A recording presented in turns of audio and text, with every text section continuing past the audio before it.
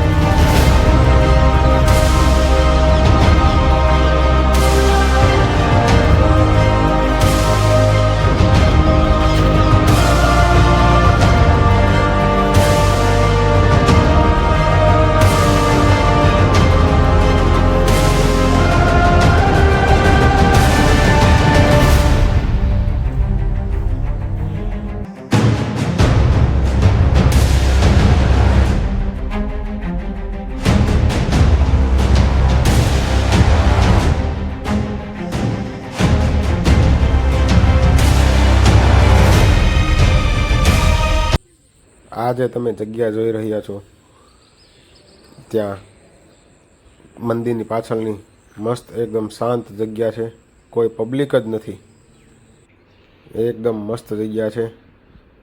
અને આ જે પાછળ નળિયાવાળા મકાન છે એમાં શ્રાવણ મહિનામાં ભક્તોની ભીડ હોય છે, તો તેના રહેવા માટેનો અને આરામ માટેનો આશ્રય ખંડ છે.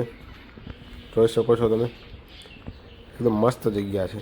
આ મંદિરની કહાની કંઈક એવી છે કે આ મંદિરમાં લૂંટારાઓ આવ્યા હતા, જેને આ શિવલિંગ ઉપર તલવાર મારી અને એને એમ કે નીચે સોનું દાટેલું હશે, કે કોઈ રાજા મહારાજાએ બનાવેલું છે, તો આ મૂર્તિની સ્થાપના કરે તો નીચે સોનું ચાંદી એવું રાખેલું હશે. પણ એ લોકોને ખબર નથી કે આ સ્વયંભૂ મંદિર, સ્વયંભૂ મૂર્તિ પ્રગટ થયેલી છે. તો એની નીચેથી એ જે તલવારના ઘા માર્યા ને એમાંથી ભમરાઓ નીકળ્યા અને એ બધા લૂંટારાઓને આંધળા કરી દીધા હતા. એ રીતની કંઈક સ્ટોરી છે આ મંદિરની. અને અહીંયા દૂર દૂરથી ઘણા લોકો આવે છે. અહીંયા ભગવાન શ્રી રામ પણ આવી ગયેલા છે આ મંદિરે. અને અહીંયા શ્રાવણ મહિનામાં અઢળક પબ્લિક આવે છે. આ તો અત્યારે આડો વાર છે એટલે કોઈ છે નહીં, એટલે આપણા દર્શન સારી રીતે થઈ ગયા છે. એકવાર જરૂર આ મૂર્તિના, આ શિવલિંગના દર્શન કરવા માટે જરૂરથી આવજો. ને બીજી વાત એ કે આ મંદિરમાં આ તલવારના ઘાથી શિવલિંગ ખંડિત થઈ ગયું છે, છતાં પણ આ વિશ્વનું એવું પહેલું શિવલિંગ છે જે ખંડિત શિવલિંગની પણ પૂજા થાય છે.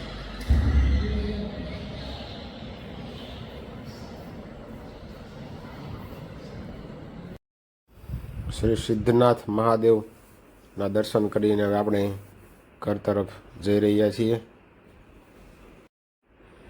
વહેલી સવારે સિદ્ધનાથ મહાદેવના મંદિરે બહુ ઓછું પબ્લિક હોય છે, એટલે દર્શન કરવાની બહુ મજા આવે છે. અને પ્લસ કે ખોટું ભીડભાડ હોતી નથી અને એકદમ મસ્ત વાતાવરણ હોય છે. તો એકવાર અવશ્ય ને અવશ્ય સિદ્ધનાથ મહાદેવના મંદિરે વહેલી સવારે આવજો અને દર્શન પણ સારી રીતે થશે. આપણે આવી ગયા છીએ હવે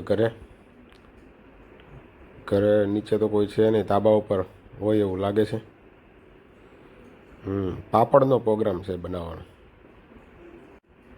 નીવાને આજે લેસન છે, તો જીયાનભાઈને પાપડ સુકવવામાં વારો આવી ગયો છે. પણ કાંઈ વાંધો નહીં, સારું કહેવાય. છોકરાઓ થોડી ઘણી મહેનત કરે તો ઘરકામ કરવામાં. કબૂતર આવી ગયા છે ચણ ખાવા માટે.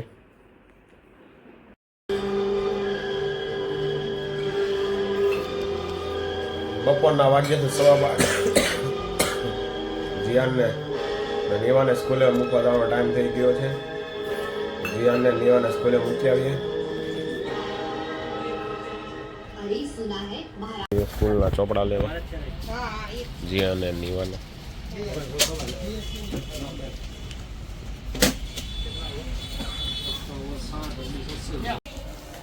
જીયાનભાઈને ખાવાતા સમોસા ન મળ્યા એટલે કોલેજિયન ભેળ લાવી પડી. નીવા ચમચી લાવજે.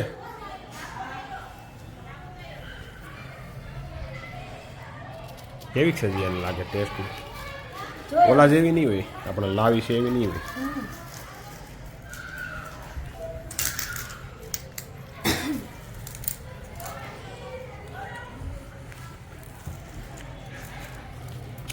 સારી છે, વાંધો નથી. કેવી છે યાર?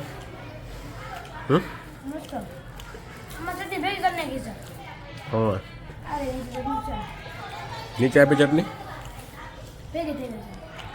ઓકે.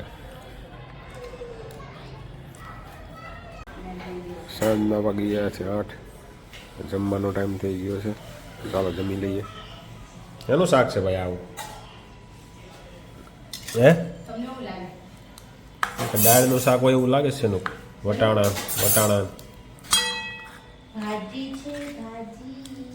ઓહો, ભાજી અને ભાખરી. તો આજે જમવામાં છે ભાજી અને ભાખરી. મારા માટે રોટલી બનાવી, ભાજી ભાખરી આપણા માટે છે ભાઈ રોટલી. સુગંધ તો ભાઈ જોરદાર આવે છે.